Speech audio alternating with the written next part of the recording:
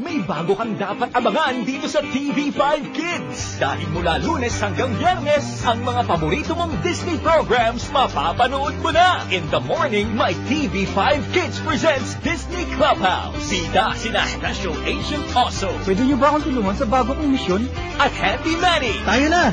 1, 2, 3, 4, 5, 6, 7, 8. At sa hapon, TV5 Kids presents Disney Club naman. Makisaya na sa cool na tropa ni na Vic Bukowski. Showtime!